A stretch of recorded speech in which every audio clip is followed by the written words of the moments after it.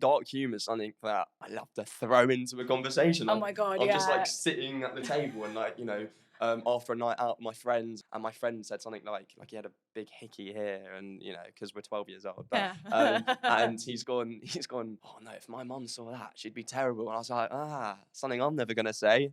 And then everyone was just like, welcome to Living with Loss. Yeah, everyone was like.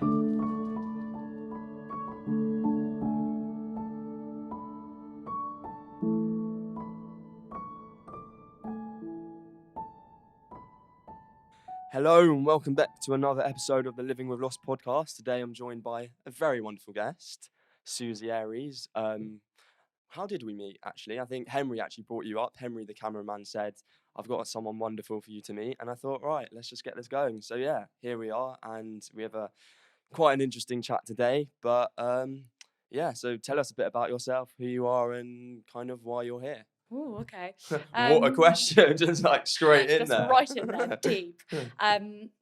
So I'm Suzie. I am a communication support worker, actually. I work for a charity called Empowering Deaf Society. I support deaf people around London. Used to be an actor, and I know Henry from school, so way too far back. I know Henry, that's a bit scary. I don't know, we're going right into the deep straight away. Let's go for it. So so I guess the reason why I'm here, I was diagnosed with ovarian cancer in 2017. I am only 29 though, so it's a bit bizarre. It is quite a rare cancer. It's called small cell ovarian cancer, and I guess it's just been like a huge journey over the past 5 years. Me with kind of various treatments. I've been through, well, I think every treatment in the book, to be honest. I had surgeries, like 3 surgeries, chemotherapy, then a drugs trial which lasted for like 18 months, and it was awesome, and I just kind of like lived a normal life for 18 months. Then had another surgery, had radiotherapy of my abdomen, and now I'm having immunotherapy, which isn't covered by the NHS, so I'm having to raise money for it, which is really annoying. Yeah. But I mean, I guess throughout that time I've just been doing me, trying my best, staying positive, and that's I guess why I'm still here, I would imagine. I mean, like, to be honest, I think one thing I've noticed straight away is just your smile and your energy that you bring into a room. And to be honest, one thing, my story is obviously I lost my mum to cancer, but she had cancer for a very long time, 11 years. And one of the things that she embodied was this positivity and just her uplifting energy. And and she would always have this happiness, this smile. And so I do think having this, this way about you definitely helps with, well, whatever you're facing, but definitely it can't like harm the cancer diagnostic. It definitely boosts having that smiley. Yeah, I totally agree. I honestly think well, I mean, obviously there's probably no medical evidence of it, but I think like a positive attitude, positive mental health is a way to change the body chemistry. I really believe that. Yeah, I think, well, I do actually think there is more of a science to that. And, when you're feeling stressed or you're feeling a certain way, life isn't as great. And, definitely when I'm working or whatever it is I'm experiencing and I'm not feeling good and there's that stress, that's kind of when I start feeling a bit unwell or things happening. Yeah, absolutely. And I think... I mean, we all know that if you're stressed, it can give you like a funny tummy. Yeah, definitely. I don't know, like I personally experienced that. No one needs to know that. But it massively does affect it, and so that's why I've kind of tried as much as I can. Obviously, there's been points where I've just felt terrible and just struggled to stay positive, but I think for myself, kind of my physical health, but also for like friends and family around, I think it's incredibly positive not to spiral. I mean, your mum sounds absolutely amazing, having had to go through a cancer journey for 11 years. Like I'm not even halfway there, and it's a bloody struggle. It's gruelling, but it's like, hats off to your mum, seriously. Well, thank you. But I think the strongest of us, just along the way, you learn how to deal with it. You learn what works for you, and you kind of just help yourself whatever needs that means. And I just think, cancer's horrible. There's no doubting that, and you have every right to feel shit. You have every fucking right to just be like, what, why is this the case? And it takes a really strong person, to say, well, this is what I have, and just bring this, because the energy you brought to the room, I feel, do you know what I mean? I'm like, right, I want to be here. Like, this is where it's at. But like, it's just amazing to just bring that energy. So obviously, that's on a complete credit to you, and I think that's just completely wonderful. But I do want to obviously touch on your journey, and when, as a 24-year-old, when you first 25, when you first had just turned 25. Okay. Yeah. And hearing that, as a young woman, inspiring actor or whatever journey, hearing that, what is going through your head? It's very, very difficult to kind of explain that. Yeah. The funny thing is, like, so I first went to the doctor in like January time, middle of January, when I was feeling really poorly, like super, super run down. Like I could barely stand up on the tube, whereas usually I'd be going to the gym before work each morning. Yeah. And so finally I was just like, okay, right, I'll go to the doctor. And I was very lucky that the doctor kind of took me seriously, took my blood straight away, whereas usually they'd be like, you've got to wait 2 weeks to see a phlebotomist. But this person was just like, okay, yeah, you look poorly. Yeah. Took my blood straight away, saw her again the next day, and she was like, okay, well, we've got a couple of suspect, like, markers, I think she called them. We'll get you into kind of an ultrasound and stuff. And throughout this whole journey, she, like, even at the start, she said, look, you're 25, it could be a number of things. Worst case scenario, it could be cancer, but that would be so rare for someone your age. And so she said that, and I was just like, there's literally no chance. There is no way Why I could would it be cancer? that Do you know what I unlucky. mean? The C word. Yeah. Oh, so taboo, isn't it? The C word. Like, you talk to, there are some people that are very comfortable talking about it, I guess maybe because they've experienced it or whatever, but there are some people that really, like, I've a couple of friends I've kind of, I guess I've lost touch with a little bit because of it, because they're uncomfortable. Not that they're unsupportive. It's not about that at all. Well, there's a difference, is there? There's a difference between being like unsupportive and just the sense of uncomfortability. Yeah, massively. And that is something I've definitely, with grief, and even when Mum had cancer, that was still something I struggled to talk about. And that is really why I've started this, because if that's something I was experiencing, not going to be the only person. Do you know what I mean? Yeah. So, but I do definitely notice, with the sense of, you already heard my dad slam the door shut, like, he's going somewhere in a hurry. He's had enough of the talk already. But no, just, and again, yeah, it's something I've definitely noticed with the grief element. And because I don't know about yourself, but I do want to talk about it. It's something so frequent in my mind. Is that something you find, that you just want to talk about it? It runs my day to day, really. Of course. And it's which is annoying. Like, I don't want to be that person that's the cancer girl. But really, especially like over the last 4 or 5 years, that's really what I've been. And that's, I mean, it's not what my friends know me as. They know me as Suzie, but they also know me as they'd probably say, oh yeah, Suzie, the one that's got cancer. Like, it's that kind of thing. And so it is very, very frequent in my mind. And it's also less so now, because I think I've been technically cancer free for almost 2 years now. Okay, that's a little, which is very cool. A little round of applause.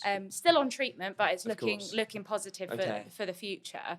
But definitely, like, before, like, while I was on chemo and going through all these surgeries and other treatments, I wasn't able to think about the future very much. Yeah. Which, as like a mid-20-year-old, you want to be able to think about, okay, where's my career gonna go? Yeah. Am I gonna have a family? Am I gonna, like, I don't know, buy a house? Like, of course, can I own assets if I've got this disease that could potentially kill me soon? It was all these kind of horrible things that someone at that age you should not have to think about. And so, but so, I mean, since it's all got better, I've bought a flat with my boyfriend. And, like, I mean, sadly I can't have my biologically my own family anymore, because Okay, radiotherapy of course.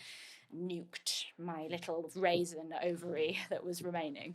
I can try and laugh about it. It's like one of those. It's like a bittersweet Yeah, kind of course. When there's no sweetness about it. It's like It's if I bitter. don't laugh about it, You will I'll cry. probably cry about Of it. So I'm course. just like, yeah, it's a raisin. It's a raisin.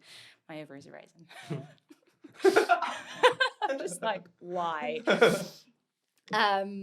People listening to this are probably going to be like, what the fuck is she talking about? That's what this podcast is, though. Do you know what I mean? Like, it's reality, and that's the truth. And you know, as hard as it is to talk about, you know, dark humor is something that I love to throw into a conversation. Oh my God, I'm yeah. just like sitting at the table and like, you know, after a night out with my friends, and I remember this once. I'm at uni. And my friend said something like he had a big hickey here, and you know, because we're 12 years old. But, and he's gone. Oh no! If my mum saw that, she'd be terrible. And I was like, something I'm never gonna say. And then everyone was just like, and they're just people don't know how to do it. Yeah, everyone's like, you're right, mate. Like, I was like, yeah, I just love making you feel uncomfortable. But like, that's kind of my way of, I guess, not handling it, because it's a sadness, but you just. It's like it's mentioning it, you know. I think it's like it's that way of making sure you don't forget in a way, I guess. Yeah. I don't know, like you've got to just constantly remind. I don't know whether it's like is it a torture thing? I don't know. Are we torturing ourselves? That could be a possibility. Oh God. I'm never allowed to be happy again. Do you know what I mean? No. Twitchy eye.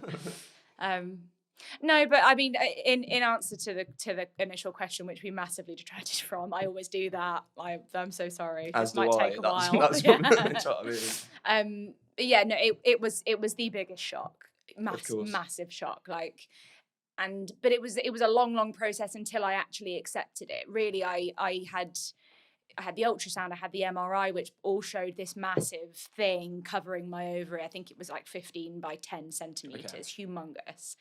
And it wasn't until, I mean, the guy even said when he came back after he did the biopsy, he said, okay, it is cancer, but it's stage 1C. We took biopsies of the areas around it. There was no cancer to be seen in other areas. 1C, so we've got it out. That's it. You could have chemo if you wanted to. And at that point, I was kind of like, okay, right, I had cancer. Yeah. I do not have cancer. I am not a cancer patient. Yeah. Still, and this was maybe like about March time, Okay. I think. And then I think I then had a PET scan, which is a fun old one where they inject you with like a radioactive glucose type thing, which would basically light up any cancer cells or any angry cells in there. Yeah. I had that in there, and that showed that it had spread to my lymph nodes, which is that's always a bad sign if it's spread to lymph nodes, because the lymphatic system is just like many bus stops that are just like everywhere. So that wasn't good. And so it was at that point where I went, oh, so I'm a cancer patient. I actually have cancer now. What the fuck? Yeah. Like, oh, ridiculous. And I had a Did you accept it, would you say? Yes. Okay. Yeah, I did. I suppose you don't have a choice at that. No, absolutely not. And it was like, I remember actually I was in there with this initial oncologist we had, which was near my hometown, and her bedside manner wasn't the greatest. It was very much like this is a fact, and no empathy, and you don't have, like, I am a robot almost, which, like, I mean, that's a whole totally different subject, but like I could go on about that. Yeah. But I remember it was kind of me in there. My dad actually had to be taken out of the room by a nurse because he went totally white, was ready to be sick or pass out. So the nurse had to take him out. And my mum, bless, I love my mum. Like, she's literally been the rock that has kept me going. She was the person that was asking so many questions. Like, okay, so what does this mean then? Is she going to die from this? Like, that is what I remember. Yeah. Was my mum saying, is she likely to die from this? And the oncologist said, most likely. Those were her words. And this just not even beating around the bush. No, not at all. Most likely were the words, and that rings in my head. That rings in my head. But I'm still here. She is still here. So go away, Yeah, whoever that fuck oncologist you, was. and- I'll just give you the finger right here into the microphone. So oncologists Hopefully are, she's watching. Please. Like, oncologists are so smart. They've been to university for years and years and years. They are the cleverest people, but there needs to be a line there between people that have a brain the size of a planet and the empathy the size of a pea. You know, like, there needs to be a halfway point. There needs to be a balance. Yeah, and the people at the Royal Marsden where I'm at now are absolutely bang on. They're so good. Yeah, amazing team. But that's the thing though, because definitely in that, you know, for Mum anyway, she was, you know, it took her a while to find the right person or the right team. Yeah. Because I think straight away it's one of those things where, you know, you just hear you have cancer and there isn't like a supportive network. Like you said, it's just a robot almost saying this is it. And, you know, to be honest, I do wish I had more of those conversations with her. I think at the time I was very young, so it was the cancer talk itself was quite unheard of. Because why would you tell your 8-year-old son that you had cancer? But there was a lot visually that I noticed. And one of the things, you know, of course, that I noticed was, I think, from the chemo when she lost her hair. Is that something you experienced? Did you? Yeah, I did. So that was. Because I'm aware there was like this cold cap that she definitely. Yeah, you can give it a go. Yeah. Like I was given that option. That actually, funnily enough, I reacted worse to being told I was going to lose my hair than being told I had cancer, actually. I mean it was different. I was more like numb when I was given the cancer diagnosis, whereas being told I was going to lose my hair, that was more the girly, like, like, this is like my life, and at the moment I it's not obvious that I have cancer right now because I look normal, whereas if I lose my hair, then people are going to go cancer, you know, like, just point. And I think it was also, I had I've still got a very good friend, my friend Amy, who also has cancer. I think, funnily enough, she was diagnosed about 6 months before I was. But she's got a different cancer to me, and the chemo that she's had, she didn't lose her hair. And so for that time, kind of leading up towards the idea of having chemo, I kind of was hanging on to the fact, but Amy kept her hair, so I'll be able to keep my hair. Maybe I can choose the kind of chemo that I want, like, you know, naively thinking that I had control. And no, because the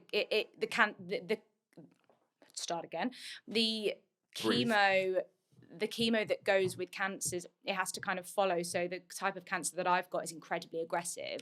So it had to be given a very aggressive chemo, which would just kill every cell that one owns. Which it did quite effectively, I guess, because it did make the cancer go away for a little while. But ovarian cancer has a bit of a nasty knack of coming back and being like, no, I'm not going, not done. So wait, so how would you have responded to the chemo itself? Like, of course, chemo is there to help you, but at the same time, it has like this adverse effects, like in good cells and whatnot. And how was that for you? It was, I think, because I'm young, I coped with it very well. It was this nasty stuff. I had I can't remember it. So it was 3 days in a row every 3 weeks. Day one was nasty. It was this. It was a drug called cisplatin, which my mum and I then referred to as the splat, because that is what it made me do. Like, after day one, I was just like, not just unable. But I had to have. It was such a long day. I went in as it opened. Got hooked up. They always really struggled to find my veins as well, which was really annoying. That was the worst part, actually. It wasn't actually the chemo going in or the long day. It was the fact it was the cannulation at the beginning. That was horrible. Terrible. I have a port now. I have a port now, right in my boob there.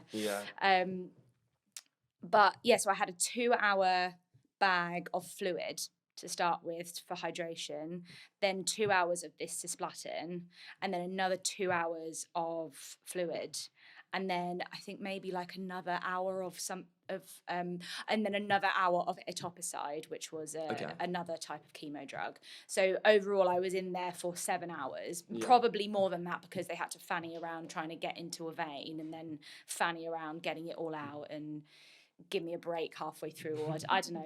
It's so boring. Yeah, terrible. So boring. But I like tried my best to, like, I don't know, I'd go in, I'd wear colourful clothes, but what the most difficult part of it for me wasn't necessarily the physical side of it, because yes, I felt sick, but they could give you anti-sickness medication, and they could give you all this stuff to make you feel less like a dead person.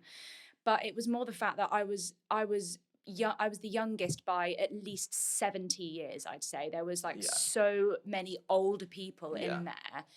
And I mean, I tried having a chat, and my mum doing like my mum thing. She'd be sat there with me every single time I had my long days, and person next to me, so what kind of cancer do you have? Like it's the one room, a chemo room, where that question is not weird. Yeah. Because everyone is there for the same reason. I love that. What kind of cancer do you have? Okay. My daughter's got ovarian cancer, just like, and then that's the conversation just keeps going from there. But yeah, bless my mum, lifesaver. Wow. Yeah. I mean, she sounds amazing. So she came to all your chemo, what they call like chemotherapy room, whatever. Chemo-ness. Yeah. She came to all my chemo-ness. Yeah, she did. I think, I mean, maybe obviously like life got in the way, so maybe she'd miss a couple. But then if she did miss one, she'd always make sure that I'd have someone else with me. So yeah, but I mean, in terms of support, like my whole family have been amazing. Like my sisters, younger sisters were at university. I think they were in their final year or second year, third year. Yeah.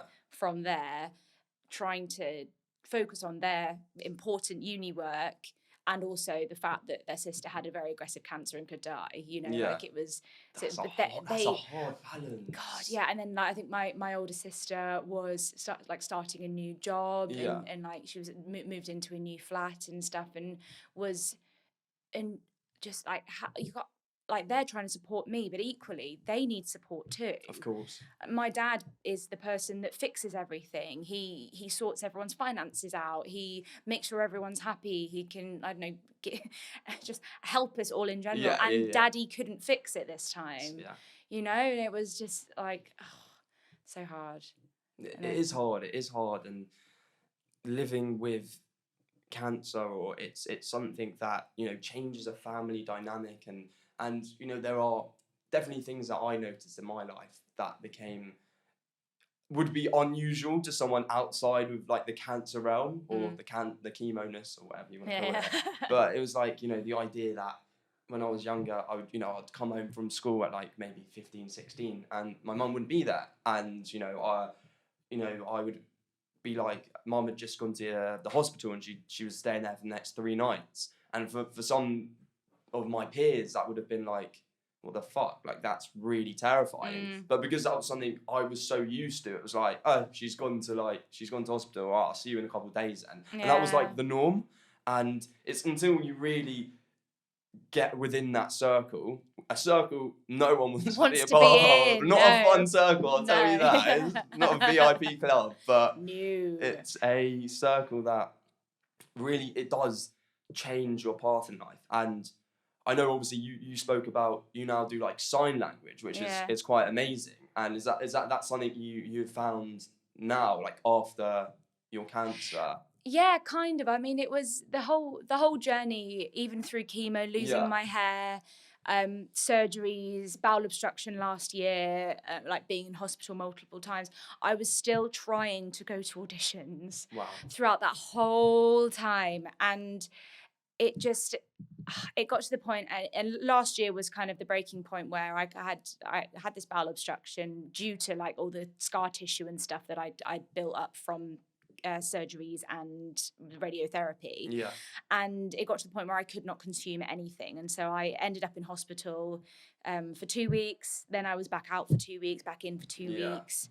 Managed to fit a ski trip in there somewhere. Love that. Not sure how I did that. Is this a and ski then, trip aboard or yeah. Nice? Had no insurance either, so Living reckless, as you don't don't recommend that. Get insurance. Hopefully, insurance companies are not watching. Please don't. Definitely not though. And then I was back in for another 4 weeks, and that was over the first lockdown last year. And I've lost my train of thought. What did you ask me? What did I ask you? No, about the sign language. Oh yes, that was it. That old. Yeah, there you go. The this. Yeah, and they. I kind of just I was already doing my level 3 course at that point, and kind of up until then I was also doing level 2, and I kind of thought. Before then I thought, okay, well, I could carry on doing sign language. I really, really like it. And then maybe in between my performing jobs, which I was so optimistic I was going to get, I can do I can be a qualified interpreter and interpret shows and be paid loads of money to do it, and that can be like my side job. Little did I know that it's going to take absolutely ages to get to that point. But yeah, so it got to like that it got to lockdown, and I was still in hospital, and I'd been in for such a long time, and my agent, bless them, was so supportive of me. And even like while I was in there with this horrible nasogastric tube, I'd kind of message them and be like, yeah, I might be out next week, I might be able to get to this audition, you know, like always optimistic, always. And in the end I just kind of thought, okay, right, so I'm doing my level 3, I can pass my level 3 BSL, and then I can be a communication support worker, which is a legitimate job. I'll be qualified enough to actually do it, get a job, and I can get a salary. And maybe like at the moment, physically, there's absolutely no way I could go into it. Even if I did get an acting job, I couldn't go and do 6 weeks worth of rehearsals every single day, like high levels of energy. How did that make you know, feel? Like. It pissed me off, to be honest, because I trained for 3 years to do it. I absolutely love it. I'm still so passionate about it, and I go and see shows, and I kind of think, oh God, I wish that was me. But I think I had to kind of put my sensible brain on and go, okay, right. As much as optimism is great, you need to kind of think realistically. Can your body deal with this anymore, or are you good enough anymore, really? And I wouldn't be good enough anymore. I wouldn't be the thinnest person in the room. I wouldn't be the most flexible or the best singer. You know, and so I just had to just say, well, I could be the best interpreter instead. And that's what you're going to do. And that is what I'm going to do now. I'm doing my level 6 course now, and we're ready. I'm gonna pass in, and I'm gonna do interpreter training for 2 years, and then maybe I'll be an interpreter at some point. Love that. I know you said theatres, and before the camera's gone off, but I want to ask this question. What's your favourite production? Have you seen obviously Hamilton? I assume you've seen that. It's so hard to answer that question. I've seen Hamilton, yes, twice. What do you think? Twice? Yes. Love it. Huge Amazing. Fan. It is so interesting, and the fact that it's a whole like historical story, and I just it's so good. Come From Away is amazing as well. Okay. That is about when 9/11 happened. Okay. But it's not about 9/11. It's about where the planes went, because obviously they had to shut the US airspace. Is there something Jewish related involved in that? There is there's like a little bit of religion in it. There's one bit where, because all these basically. There's a rabbi or something. Is there? Or. Yeah, and he tells a story of. I couldn't, like, when I was younger, I had to pretend I wasn't a Jew, and so now and now I can and it's beautiful, but it's the most heart-wrenching story. Come From Away. It's like, and it's not even because it's about 9/11 necessarily. It's about the people that potentially had loved ones on that aeroplane, or people that lived in New York and had someone go in to save the people and then didn't come out, and all this, and how this tiny little island off the coast of Canada dealt with that thing. Yes, beautiful. Amazing. Beautiful. So obviously you've done chemo, and you've done a few different kind of treatments. radiotherapy. What does that? I can't. What does that involve? Oh, so that's interesting. So I now have forever these little black freckles on my abdomen, which basically was tattooed on there as like I guess measuring. So it's like however far apart up and down and however far apart on my hips. And so that's fun. They just kind of look like moldy freckles. But that was pretty nasty actually, radiotherapy. It doesn't hurt at the time. It's absolutely nothing. You just basically have to lie still. It's kind of like a scan, really. Like you just have to lie very still, don't move for about 10-15 minutes, where you've got this thing kind of going doing this over you. I mean, that's for me specifically because I had full abdominal radiotherapy. But nasty side effects from that, which I won't go into too much detail about. But I mean, I just experienced horrendous dehydration that I've never ever experienced before due to these nasty side effects. And like Powerade is life in those situations. I was just like glugging back like a couple of bottles of Powerade.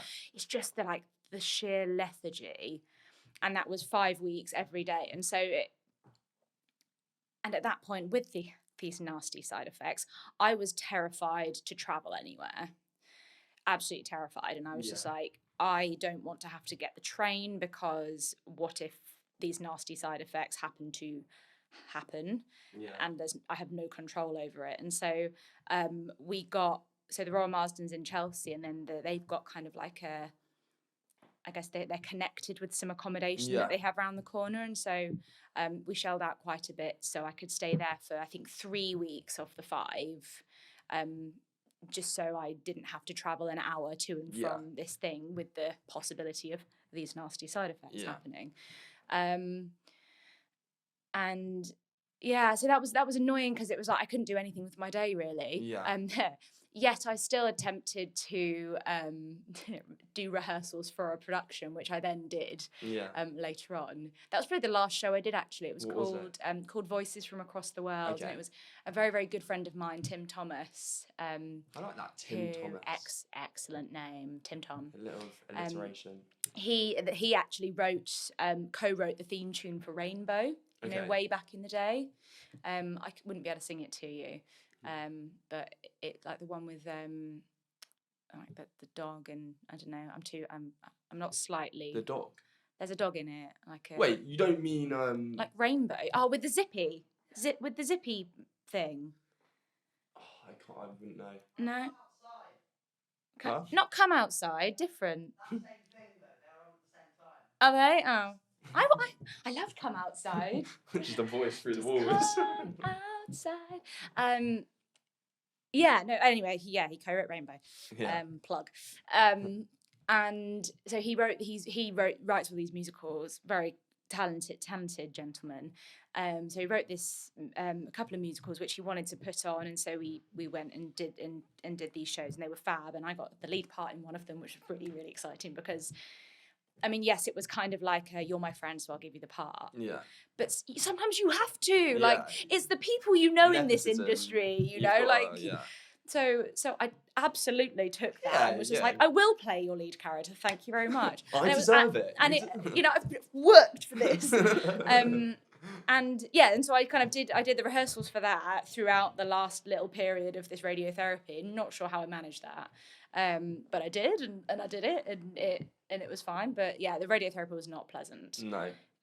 As much as it seems quite chill as it's happening, it's the delayed delayed after effects that are not good. Yeah, I mean, I think the radiotherapy destroyed Mum's stomach, destroyed her stomach, so she couldn't keep any food down, and it's kind of along the theme of before of, you know, my mates sort of like this was my life, so if I were home with a few mates and Mum was like yakking because, you know, she was like just had food 2 hours earlier, my mates are like, is she okay? Like, what's going on? And I'm like, this is normal. This is her every 2 hours. Don't worry. But yeah, it was one of the things that, you know, she loved food. So not having and that then not kind being of able to that do it. happy relationship. I can so relate to that. My God, because it was like this. Does your taste buds go a little bit as well?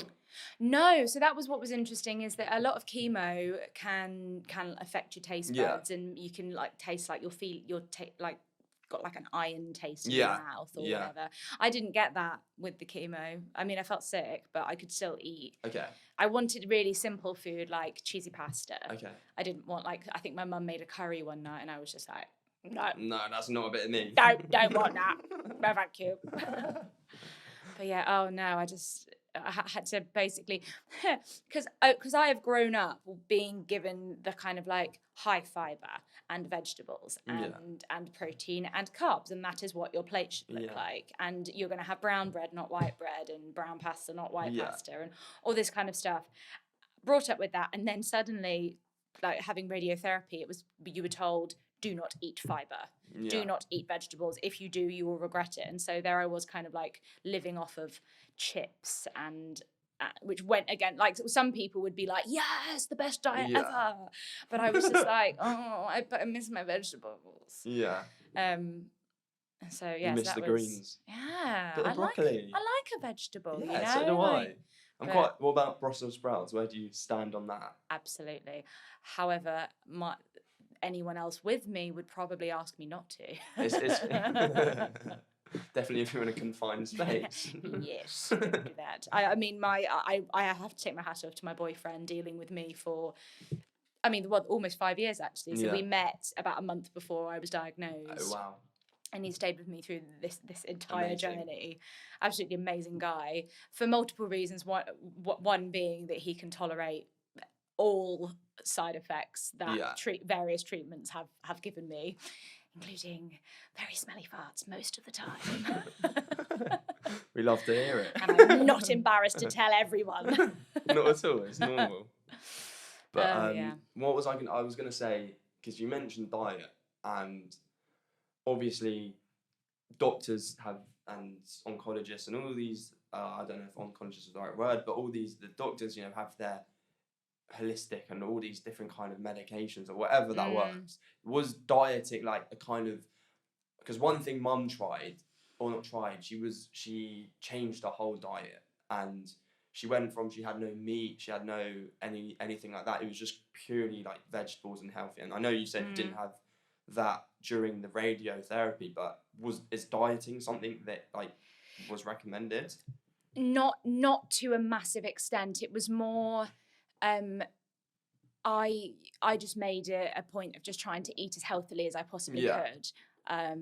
Keep as well, apart from when I had radiotherapy and the bowel obstruction, but I always having my vegetables and taking a vitamin C tablet. And while I was on chemo, I did actually go see a medical herbalist. Okay. And she recommended I take various different like tinctures and like stuff, I don't know, made from very natural things like dandelion and there was this really horrible tea that I had to drink, which I ended up like putting squash in it just to make it taste a little bit better.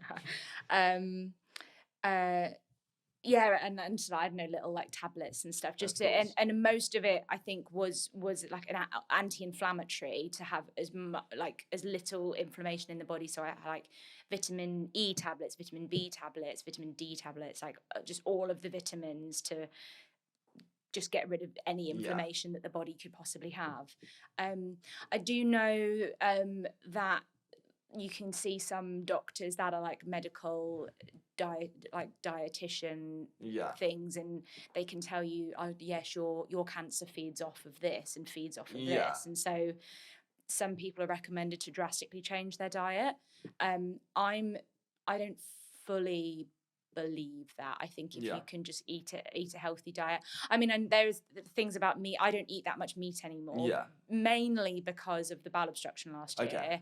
And I know that red meat specifically is very hard to break down, and so I kind of generally avoid that, although I love steak, but I haven't had one for like over a year and a half, I guess. But like I have fish, and I know I've been avoiding dairy a bit because it's all the kind of, I know I've read stuff about obviously like when humans first started, we didn't drink cow's milk, like we didn't, like that's not a thing that that in the beginning we were meant to do. But people just realized that you can drink this animal's milk that it creates inside itself. My comment on that is the first person to ever drink cow's milk, what was he thinking? Like, how did that come about? And there wouldn't have been like I know that it's very filtered, like the milk from a cow, and like just strange, disgusting. Like why would you think to do that?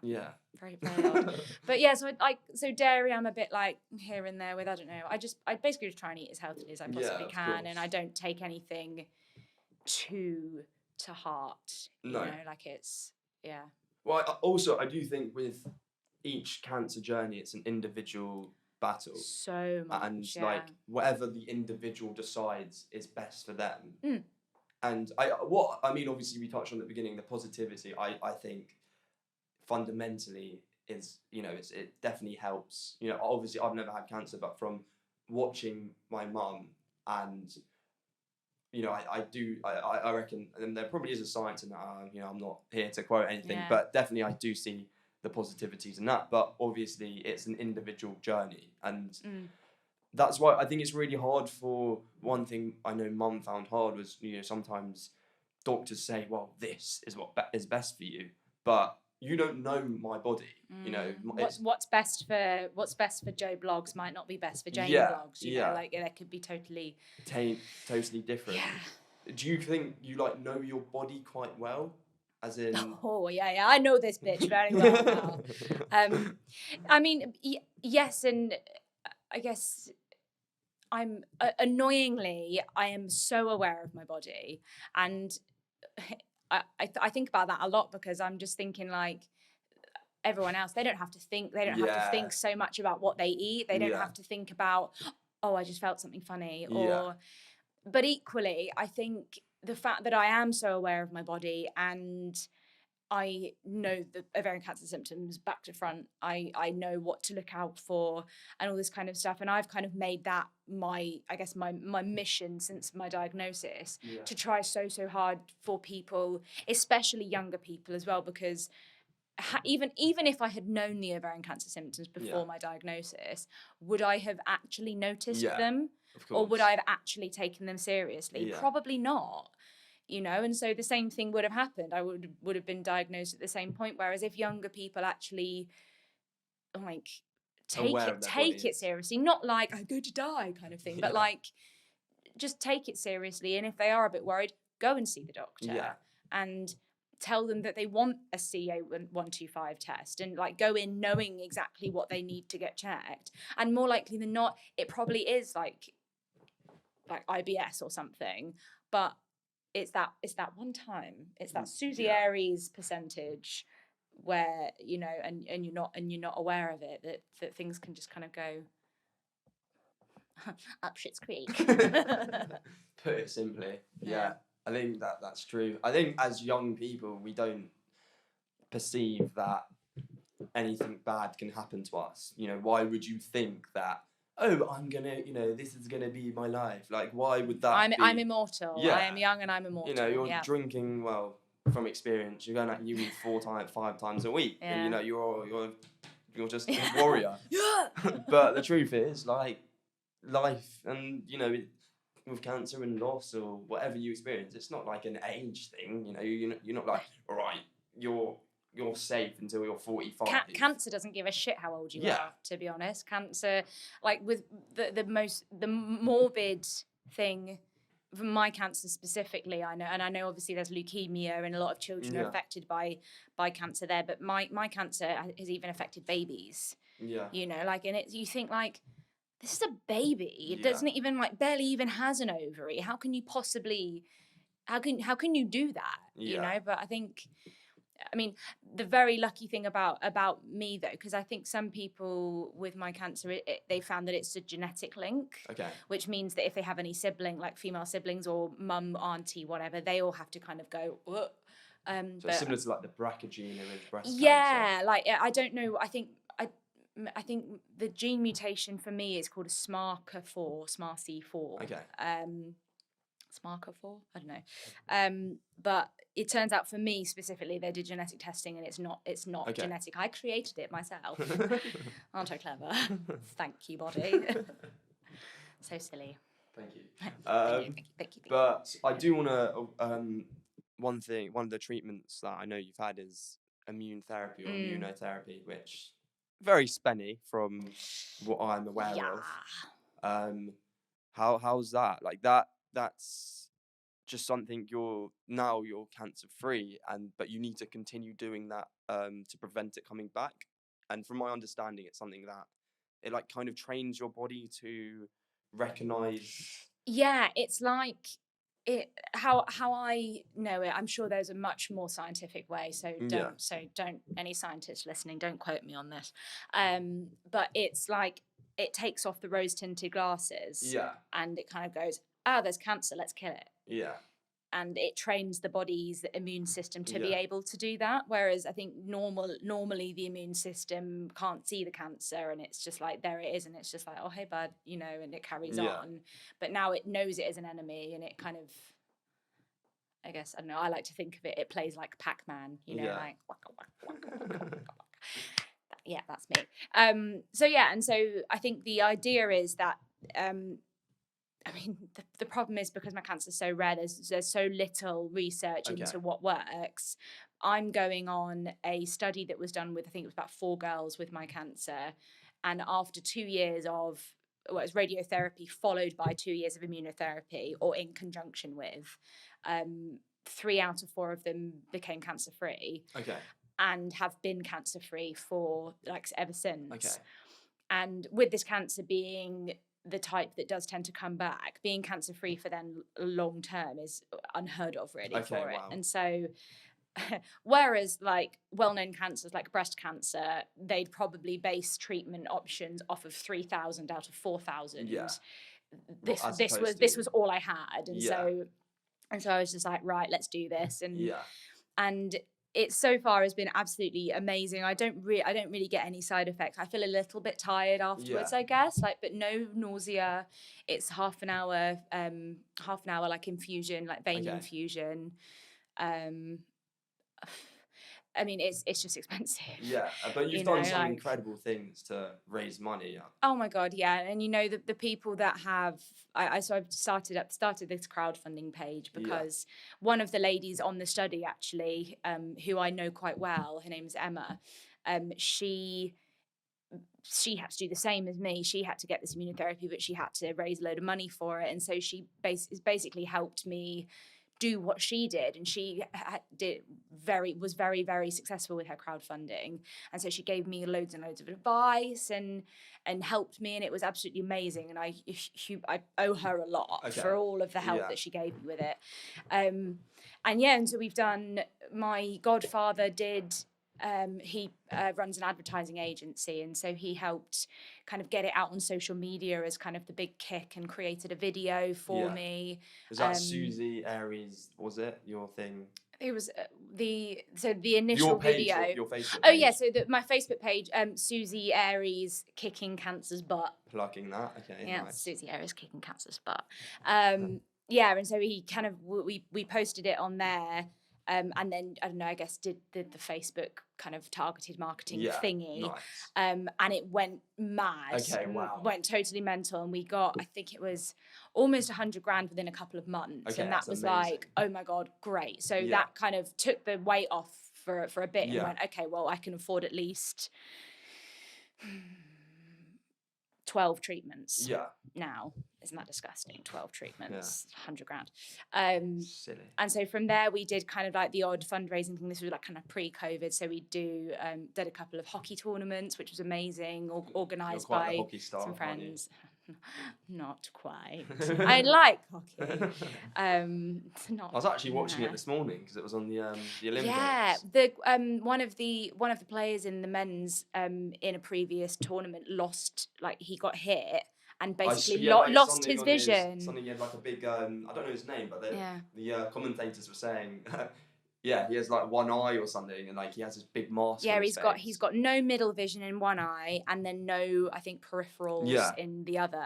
And has somehow over the last however many years recovered and managed to retrain himself to play hockey. It's Wow. just like, And he scored today. it's just absolutely phenomenal. I've never been so into hockey, but here we are. I've Yeah. never watched it in my life. But So good, so good. incredible. But yeah, of course, the treatment is very expensive. And yes, yeah, and so we did hockey tournaments. We've done, I've done a couple of gigs for it. What else have I done? A friend of mine who runs a chain of restaurants in London closed one of the restaurants for an evening, sold tickets for a 3-course dinner, which then had like a huge raffle. It had an auction. Wow.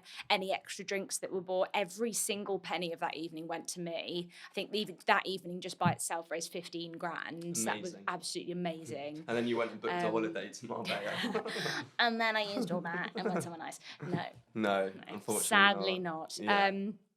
And then last year, running solely on jelly babies, because I couldn't eat anything really else other than jelly babies, we did a cycle from London to Brighton. This was a load of my hockey friends and myself.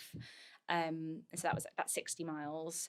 And then this year, next weekend actually, we are planning to do the Coast to Coast Challenge, which is 140 miles over 2 days. Okay, mad. And that's going to be totally bonkers. And I'm really nervous about it, but I'm sure it's going to be fine. You're going to smash it, Suzie. Yeah, I hope so. Yeah, but we're hoping that's going to be like the last ditch effort. Yeah. Initially, I thought we were going to need roughly 250 grand.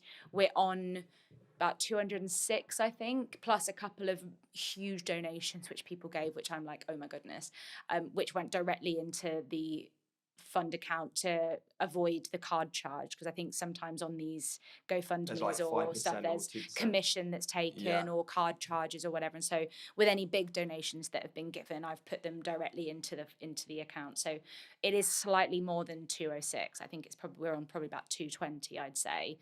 So I'm really hoping that this last ditch effort, maybe like 10 grand or so, which is so much money, but now, like, in the grand scheme of things, it's a penny. Yeah, like that's just over one treatment's worth of money, you know. This tiny little bag, like this big, and it costs 8.5 grand. But like, Mum was on immunotherapy. Well, before she passed, there was like this new trial, or like they were gonna put her on this treatment, and her cancer changed like last minute, and so it wasn't just one cancer. No. It was like 2 cancers from like kind of 2 different places in her body, and so the trial then didn't accept her because it didn't match the. It's heartbreaking. Like you've got to hit criteria. Yeah. Like I, in theory, potentially could have not had to do chemo because my mum had already seen that there was a drugs trial that I could go on at the Royal Marsden. Yeah. But in order to go on the drugs trial, you had to do chemo, prove that it didn't work, or prove that the cancer became resistant to it, to then be accepted onto the trial.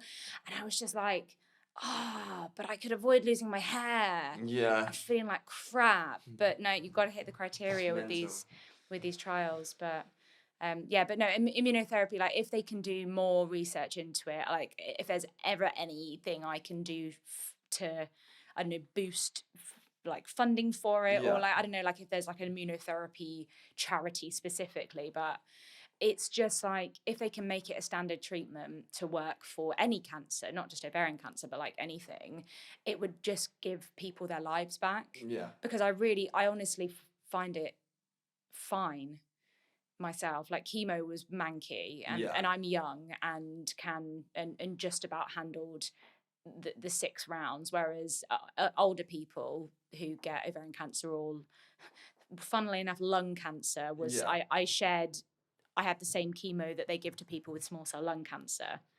Very, very bizarre. Very different. You know, different bodies part. Well, exactly, but like apparently it's the same. I don't know. Very, very bizarre. Don't know how science works. And it was just horrible, you know. And so if they can make a standard treatment something that does not take your life away and that you can continue working with and you can actually manage, that would just change cancer treatments forever.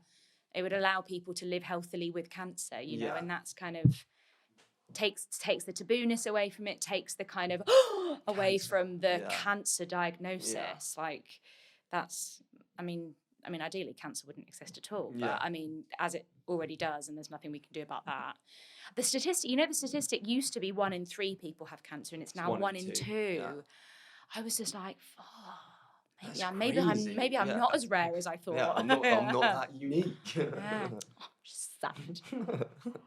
But honestly, Suzie, thank you so much for coming here today and just sharing everything, really, all your knowledge and wit. It's been a really wonderful episode. And yeah, I just honestly wish you all the best, and it's that positivity, just take it wherever you go. Look at me, motivational speaking. Yeah. Oh no, it's been a pleasure. Thank you so much.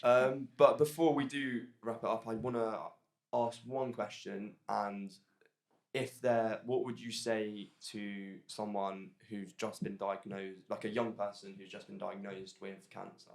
Like, what advice would you give? I would firstly say your life is not over. Yeah.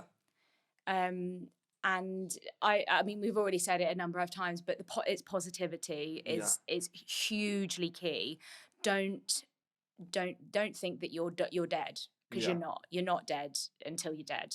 Yeah. Keep fighting until you can't fight anymore. You know, like just keep going. Like the prognosis for my cancer was you'd probably be dead within 2 years, and I'm here almost 5 years later. Yeah, fuck you, statistics. You know, absolutely, statistics, fuck off. Don't believe everything the oncologist says, because yes, they're really smart with a massive brain, but they don't know you. They don't know you. You got this. That's what I'd say. Wonderful. So if you're listening, that's inspired me. So. But anyway, thank you so much, and that's what we call a wrap. Yeah. So. I just want you to find your truth and stick to it. I know you'll be okay. I know it. From the bottom of my heart, I know it. I love you, Papa.